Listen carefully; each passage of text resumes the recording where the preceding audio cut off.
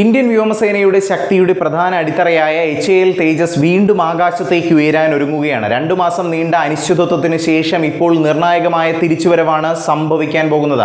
ഫെബ്രുവരി തുടക്കത്തിൽ നടന്ന ഒരു പരിശീലനത്തിനിടെ ഒരു തേജസ് വിമാനം റൺവേ കടന്നുപോയ സംഭവമാണ് ഈ മുഴുവൻ ഫ്ലീറ്റ് താൽക്കാലികമായി നിർത്തലാക്കാൻ കാരണമായത്. ആദ്യം ഇത് ബ്രേക്ക് സിസ്റ്റത്തിലെ മെക്കാനിക്കൽ തകരാറായിരിക്കാമെന്ന് കരുതിയിരുന്നെങ്കിലും വിശദമായ പരിശോധനകൾക്ക് ശേഷം യഥാർത്ഥ പ്രശ്നം വിമാനത്തിനുള്ളിലെ സോഫ്റ്റ്വെയർ പിഴവാണെന്നത് കണ്ടെത്തുകയായിരുന്നു. ഇപ്പോൾ ഈ പിഴവ് പൂർണ്ണമായും പരിഹരിച്ചിരിക്കുകയാണ് നമ്മുടെ ഹിന്ദുസ്ഥാൻ എയറോനോട്ടിക്സ് ലിമിറ്റഡ്.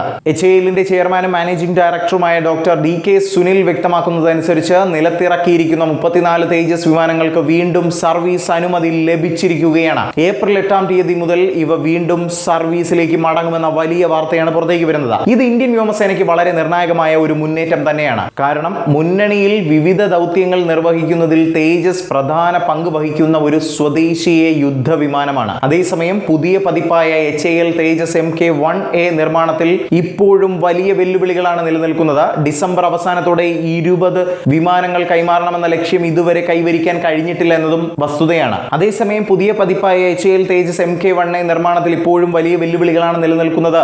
ഡിസംബർ അവസാനത്തോടെ 20 വിമാനങ്ങൾ കൈമാറണമെന്ന ലക്ഷ്യം ഇതുവരെ കൈവരിക്കാൻ കഴിഞ്ഞിട്ടില്ല എന്നൊരു പ്രശ്നവുമുണ്ട്. 6 വിമാനങ്ങൾ ഇപ്പോൾ അവസാനഘട്ട പരിശോധനകൾ പൂർത്തിയാക്കി കൈമാറ്റത്തിന് ഒരുങ്ങിയെങ്കിലും ആകെ പദ്ധതി ഇപ്പോഴും സമയസമ്മർദ്ദത്തിലാണെന്നതും മനസ്സിലാക്കണം. ഈ വൈകല്യത്തിന് പ്രധാന കാരണം അമേരിക്കൻ കമ്പനിയായ ജനറൽ ഇലക്ട്രിക് എയറോസ്പേസ് നൽകുന്ന F404 എഞ്ചിനുകളുടെ അനിശ്ചിതമായ വിതരണം തന്നെയാണ്. ഇതുവരെ 5 എഞ്ചിനുകൾ മാത്രമാണ് നമുക്ക് ലഭിച്ചിട്ടുള്ളത്. പല ഡെലിവറി സമയപരിധികളും കമ്പനി പാലിക്കാത്തൊരു സാഹചര്യവും ഇപ്പോൾ നിലനിൽക്കുകയാണ്. ഇതിനിടെ കരാറിലെ വ്യവസ്ഥകൾ പ്രകാരം വൈകിയതിനുള്ള പിഴ നടപടികളും നമ്മുടെ ഹിന്ദുസ്ഥാൻ എയറോനോട്ടിക്സ് ലിമിറ്റഡ് സ്വീകരിച്ചിരിക്കുകയാണ്. ഇങ്ങനെയൊക്കെയാണെങ്കിലും എഞ്ചിൻ ക്ഷാമം ഇപ്പോഴും ഈ പദ്ധതിയുടെ ഒരു വെല്ലുവിളിയായി തന്നെ തുടരുന്നുണ്ട്. ഇന്ത്യൻ വ്യോമസേനയുടെ നിലവിലെ അവസ്ഥയും ഇതിനെ കൂടുതൽ ഗൗരവമാക്കുന്നുണ്ട്. നിലവിൽ വെറും 29 സ്ക്വാഡ്രണുകളുമായാണ് വ്യോമസേന പ്രവർത്തിക്കുന്നത്. എന്നാൽ ആവശ്യമായത് 42 ആണ്. ഈ വലിയ കുറവ് നികത്തുന്നതിന് തേജസ് പദ്ധതി ഏറ്റവും പ്രധാന ഒരു ആയുധമായി നിലനിൽക്കുന്നുണ്ട്. ഇതിനായി ഇന്ത്യ ഇതിനകം വൻ നിക്ഷേപങ്ങൾ നടത്തിയിട്ടുണ്ട്. 2021 ഏകദേശം 48,000 കോടി രൂപയുടെ കരാറും 2025 സെപ്റ്റംബറിൽ 62,370 കോടി രൂപയുടെ മറ്റൊരു കരാറും ഇതിന് ഉദാഹരണമായി നിലനിൽക്കുന്നുണ്ട്. വായു യുദ്ധം മുതൽ കടൽ നിരീക്ഷണം വരെ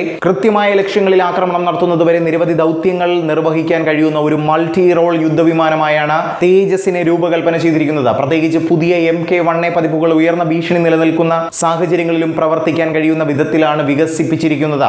ഒടുവിലായി പറയേണ്ടത് ഇതാണ്: തേജസ് വീണ്ടും ആകാശത്തേക്ക് മടങ്ങിയെത്തുന്നത് ഒരു സാധാരണ സംഭവമേ അല്ല, മറിച്ച് ഇന്ത്യയുടെ സ്വയം പര്യാപ്തമായ പ്രതിരോധ ശേഷിയുടെ ശക്തമായ ഒരു പ്രഖ്യാപനമാണ്.